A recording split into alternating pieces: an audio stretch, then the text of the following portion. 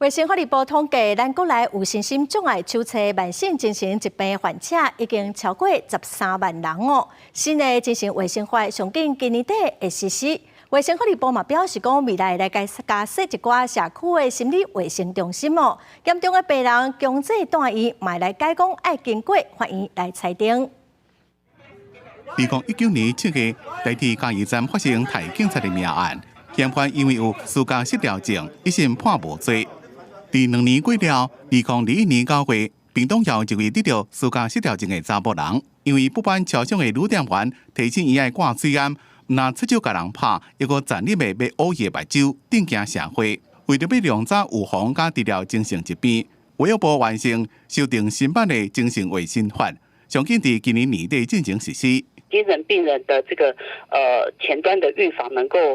予以加强，因此呢，我们就对于社区的一些疑似精神病人的通报，那在新的法规里面也有一些琢磨。卫生部表示，若是经过规律或者是良好的治疗，大部分的精神病友会当正常生活回归社会，所以将会公设社区心理卫生中心，平均33万人口会设一个心柜中心。去年底已经设有48个。 每一个县市至少有一个，今年的服务量能有超过57万人次。今年目标是增加做53个，后年是71个。而且新法上大的改变是对有精神疾病严重病人强制住院，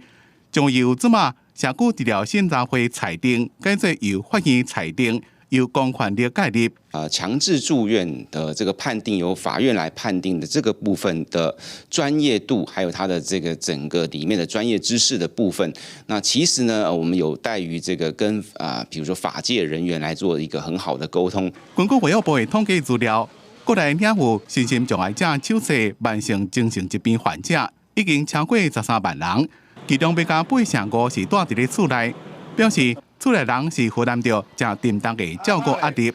所以也会甲民间团体合作，发展多元社区支持方案，提供家属友善的服务。